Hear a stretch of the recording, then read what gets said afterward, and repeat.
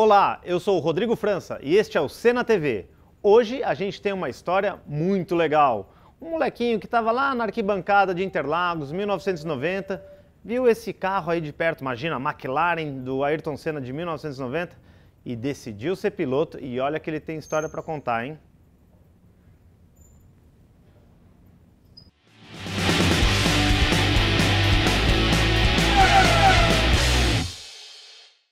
Hoje um programa também muito bacana e divertido, com certeza com uma pessoa que sabe tudo de automobilismo, e não é só de automobilismo fórmula ou kart, ele sabe de todas as coisas. Felipe Giafone, tricampeão da Fórmula Truck. Legal você ter vindo, Felipe, obrigado. Obrigado, Rodrigo, prazer estar com vocês, hein? Então vou começar rapidinho uma pergunta, Felipe, que é a básica para todo mundo que vem aqui. Que tal aí a McLaren do Senna, né? Você que começou a carreira, você estava ali sonhando em ser piloto e viu o Ayrton ganhar tudo na Fórmula 1, como é que é ver essa McLaren aí de perto? Nossa, eu bati o olho aqui, entrei e falei, essa aí acho que é de 90, né? E eu fui ler aí, tá 90 certinho. Tá vendo? Essa época aí, vi muito não esse carro aí, mas essa época que a gente... eu via da arquibancada da G, hein? Era G. Inclusive, 90 é a primeira corrida que o Interlagos volta a receber a Fórmula 1, né? 90. Então acho que foi 90, 91, eu que tava você em estava lá, certeza. setor G é povão, hein? Eu dormia eu, meu pai e meu irmão, dormia num trailer que meu pai ia para as corridas de Stock Car, pequenininho, a gente já dormia na frente da oficina, lá na rua, perto do cartódromo, para acordar cedinho e já ir para a arquibancada, era muito legal. E tava na corrida que quebrou o câmbio e eu ouvia. E eu comecei a ouvir, Dava para ouvir da arquibancada, né? Eu também, meu eu pai, já tive... ele tá com problema no câmbio, não tá trocando as marchas aí. Não, vamos ver, acho que tá mesmo. Daí a gente viu que foi piorando a situação. E a diferença diminuindo, né? Um desespero do cão e eu tava na geral, Sim. na arquibancada geral. A G é demais, eu também já vi 2 corridas lá da G, é espetacular, é uma experiência sociológica até, né? Mas e aí, você via lá, putz, porque para quem não sabe, o Felipe, filho do Zeca Giafone, grande piloto da Stock Car, e também a família dele até hoje trabalhando no automobilismo, fornece todos os motores da Stock Car e também os chassis, e você já tinha o DNA da família Giafone, o gosto pela competição, mas o Senna era uma coisa diferente, né?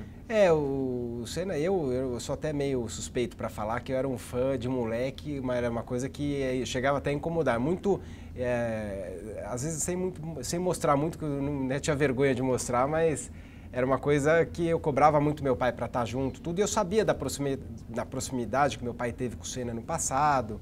Ele poderia tentar alguma credencial bem melhor do que a G da credencial, só que meu pai também, para pedir as coisas, que isso? não pede nada para ninguém desde que ele é meu pai. E não arrumou mesmo? Nada, nunca pediu. A gente é de G, geral mesmo, nem um camarotezinho eu fui ver. Para ver se gostava, né? E pelo visto gostou, né? Não, era muito legal. E outra, eu acho que graças a Deus, porque é tão mais legal, eu achei que foi tão válido a experiência de ver naquela época, ainda mais numa época como era do Senna, né? De você estar no meio daquele povo e saber da importância que aquilo representava, né? Porque ao mesmo tempo meu pai era piloto, eu corria de kart, só que a gente estava lá vendo de um mundo completamente diferente do que normalmente a gente via que era de dentro das pistas. Sem dúvida, e você já tinha esse convívio, eu como fã, eu não era piloto, mas eu chegava a ver as corridas na arquibancada também. É difícil, hoje até dei uma entrevista agora recentemente para o pessoal da TV Gazeta que veio aqui, e os 2 apresentadores nascidos em 95, ou seja, eles nem eram nascidos na época do Senna. Então assim, é difícil, né, Felipe, você passar para alguém o que era estar num GP Brasil de Fórmula 1 com Ayrton Senna na pista,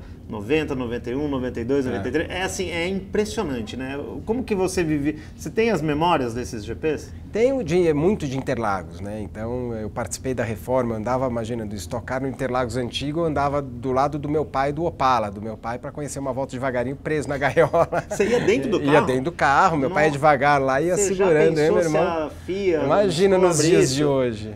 E você tinha quantos anos, né? Isso é 88, 89? Vamos falar, eu tô com uns 41, vamos fazer as contas 41, aí. Já tá 11, 10, 11 anos. 11, 10 anos. E você já era piloto? Eu já estava começando no kart. Tá, então não tinha como Comecei no kart em 87, então já estava... E não, já era... Começava aquele Bem Amigos lá de manhã, já arrepiava até o fio de cabelo já. E isso é engraçado, o pessoal não deve saber isso. Vamos contar para a nova geração. Eu passei por isso também. Você ligava a TV e não sabia se estava chovendo, se de repente que o Senna já ia largado do box porque teve um problema na Claro, não tinha internet, não tinha Twitter, não tinha nada. Você ligava a TV e era uma emoção, né? Começava com Bem Amigos da Rede Globo, daí já... Bem Amigos da Rede Globo, falamos ao vivo aqui do circuito. A hora que já em casa era correria, quando começava isso aí já... E o som ruim, né? O som era ruim, não por culpa da Globo, era uma questão de tecnologia da época mesmo. Às vezes entrava o Léo Batista, né? Porque, tipo, caiu o sinal da Globo. E aí o Léo Batista falando, você está conferindo a volta 27 do GP da Alemanha, Ayrton Senna lidera, seguido de Alan Prost. E assim, o Léo Batista na tela e aí voltamos ao sinal. Aí o Reginaldo e o Galvão voltavam. Essas memórias, você acha que isso te ajudou, de alguma maneira, a ser um piloto? Você realmente... teve a experiência do fã de automobilismo também, quando você agora realizar um sonho de ser piloto profissional? Eu acho que não só eu, né? A minha geração, que é a mesma para o pessoal em casa entender, né? A mesma do Elinho, do Tony, Hélio Castro Neves, Tony Henrique Bernoulli, Tarso Marques. Que geração, hein, Felipe? Daí saiu de vencedores das Bruno Junqueira. Milhas, pilotos que tiveram na Fórmula 1, na então Fórmula 3000. No fundo foi uma geração que saiu muita gente por causa do Ayrton, né? Era uma coisa, porque era uma coisa normal, né? Você era a torcida que existia na época era um negócio, não tinha como uma criança não queria ser um jogador de futebol.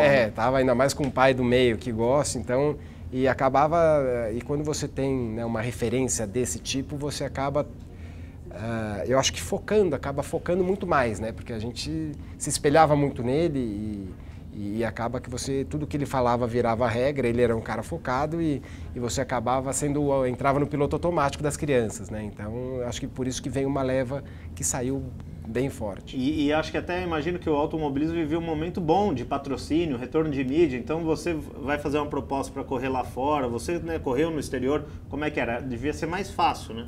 É mais fácil, mais difícil, né? Quando você chega, todo mundo acha que eu fui um dos primeiros pilotos que fui direto para os Estados Unidos. Eu tinha o meu sonho como criança sempre foi a Fórmula 1, mas depois eu fui vendo que muita gente ia para os Estados Unidos, para a Europa era muito difícil, a Estados Unidos um pouco menos difícil, e o meu sonho era ser um piloto profissional acima de tudo, e acabei indo para os Estados Unidos. Nos Estados Unidos você chegava lá como brasileiro, brasileiro deve ser bom, né? É o novo Senna, né? Isso pesou muito, né? Porque depois logo veio o Elinho, o Tony, né? Depois Cristiano da Mata, que é da minha época, o Cristiano da Mata também. Não, você fez uma participação na Indy que eu lembro que tinha 10 brasileiros no grid, né? Se eu não me engano, o ano de 2001 talvez foi o ano que mais teve brasileiro e eu estava no meio. Foi uma leva enorme de brasileiros. E eu fiz de 2000 a 2006 em Indianápolis, né? Então foi uma época bacana e muito veio com certeza do Ayrton. Veio do Ayrton, né? E você já me contando aqui nos bastidores, eu conheço muito a história do Felipe e ele falou que teve até na maneira de dirigir, de decidir campeonatos, até se inspirava no Ayrton, né? Porque o Ayrton, eu acho que pro cara que é piloto, ele vê no Ayrton a referência da velocidade, da determinação de ganhar, que não querer ser segundo, ganhar. Quer dizer, isso para o piloto, que é um cara competitivo, é realmente o melhor exemplo, né? Nessa época de Ayrton e Prost, era uma época que eu estava, logo depois eu estava no kart, né? Depois eu fui para a Fórmula Chevrolet, eu lembro muito bem foi 90, aí já foi mais para frente, mas era tudo o que soube, né? O legado que era da época deles, da briga dos pilotos da época. E eu fui campeão brasileiro da Fórmula Chevrolet, foi em 94, em Interlagos, e bati com o Max Wilson. Se eu batesse com ele, eu era campeão. Tá vendo? Então, era uma coisa que na época era normal. Apesar de ser um negócio hoje completamente... lógico que eu não fui para dar, mas era dono de equipe. Todo mundo falava, se o cara vier por fora, vai bater, vai tirar o pé. E hoje, na época, né, eu já era meio estressado com o Max Wilson, fiquei vários anos sem falar com ele, e ele muito mais do que arrasando do que eu, mas eu passei por isso hoje eu reconheço que era uma forma que os pilotos usavam na época. O Ayrton cansou de fazer isso né? Cansou não, fez uma ou outra vez, sim, como fizeram com ele, e isso na época ninguém dava muita bola. Hoje, nos dias de hoje, né, vai preso se fizer total. isso. Né? E é interessante o que o Felipe falou, porque é engraçado como isso é controverso no Brasil e no exterior. Para o fã brasileiro, 90 foi uma vingança da decisão de 89, que o Prost joga o carro para cima do Ayrton, e a própria McLaren depois admitiu que a telemetria do Prost indicava o esterço do volante, tudo que ele não faria a curva, ele fez realmente na intenção de jogar o Prost. Só que o troco do Senna, todos os estrangeiros falam o seguinte, o Prost bateu como duas madames batem num shopping, né, a 80 por hora, numa freadinha de chicane, super controlado. O Senna bateu a 200 e tantos por hora no final da reta. E assim, e pro fã brasileiro, aquele momento foi de êxtase mesmo, porque realmente foi uma vingança de tudo aquilo. Foi pra macho. Foi pra macho, exatamente. O outro foi lá, com todo respeito ao nosso Messier Alain Prost. Mas realmente, Felipe, eu acho que não só pro fã brasileiro, pro piloto tem isso, né? Quer dizer, ele deu o mesmo, não é que ele deu o mesmo troco, ele deu um troco maior, quer dizer, ele mostrou que ele, se você mexeu comigo lá, eu mexi aqui. E como você falou, naquela época a regra não é que permitia isso, era mais tranquilo, né? A parte dos comissários, né, eles julgavam de forma diferente, né? Mas é exatamente isso aí. Ele foi, eu acho que, aliás, não é que ele foi para dar mais forte, ele viu aquela como uma oportunidade única de se o cara fizer a curva e de repente meu carro quebra, acabou. Então eu não vou dar chance do cara fazer aquela curva, mas nem a pau. E aquilo lá ficou muito marcado. O Prost já deve... O coraçãozinho dele já deve estar 1000 antes da largada. Que você vê que o Prost dá uma recuada ali, ele tenta espremer o Senna, ele não consegue, ele vai e faz a tomada. E é ali que eu acho que é o erro dele, porque quando ele faz a tomada, ele abre o espaço para o Senna jogar. E a famosa entrevista, depois até a gente tenta recuperar esse áudio, que é o Senna fala. And if you no longer go for a gap that exists, you're no longer a racing driver. Quer dizer, se você é um piloto, você tem que buscar o espaço. Você concorda com isso até hoje? Eu acho que os dias de hoje mudaram, né? Assim, hoje, naquela época, ele era muito agressivo. Hoje em dia, para você vai ver vários pilotos ganhando o campeonato de uma forma diferente, né? Porque esse lance que o Senna falava era muito dele, era muito para ganhar a corrida. Ou você ganha ou você está fora. Só que às vezes não é assim que se ganha um campeonato. Sim, sem dúvida. Campeonato você precisa de um segundo, de um terceiro, de um quarto, quinto. Só que o Senna era muito objetivo em ganhar corrida e ganhar campeonato em cima de vitórias, né? E isso que deixou ele também com essa... Cara, e eu não tenho de cabeça, mas depois eu vou pesquisar e vou passar, a gente passa esses números aqui. O Senna, você pega o Marlboro Media Guide, né, que é as estatísticas, é isso, o Senna tem 41 vitórias, não sei quantos segundos, terceiros, quarto, quinto e sexto, é assim, não tem nada, pouquíssimo. E ele fez 161 grandes prêmios, mas eu acho que é o que você está falando, o Senna corria realmente para vencer, ou quando ele não tinha equipamento, para buscar um pódio. Se fosse para ser sexto lugar, sétimo, ele não ou force quebra, ou vai até quebrar, ou vai até bater, mas vamos para as cabeças. E essa Fórmula 1, né, que a gente, o Prost, o Senna, o Piquet, o Mansell, o Lauda, né, que também em 84, quando o Senna começou, estava lá firme e forte, tanto que foi campeão. Você acha que essa Fórmula 1 que você viu como fã era realmente mais divertida? Eu acho que principalmente por ter um Senna lá e uma pessoa, né, fica muito mais gostoso de torcer quando você tem um cara despontando como ele fez, né? Mas eu acho que hoje ela está muito mais segura, né, a Fórmula 1. Para quem gosta do automobilismo, não deixa de ser muito bacana. Só que se você for pegar as próprias pistas, estão muito mais seguras. Hoje as pistas, os pilotos, dá para ver claramente no primeiro treino, os pilotos eles chegam no limite, você vai numa pista, eles chegam no limite máximo do carro, eles passam, vão para o asfalto, né, passa do asfalto, vão para fora da pista e depois eles fazem o caminho contrário. Vamos supor, o piloto de oval ou na época do Ayrton, você precisa ir devagarinho chegando no limite, porque se você passar do limite, era grama e é muro. Né? Hoje em dia não tem outro carro, acabou mudou, acabou. Então, lembra o Ayrton teve uma corrida que ele deu uma escapadinha de traseira, saiu, capotou, lembra, México, bateu. Né, se eu não me engano. Não lembro onde é que foi.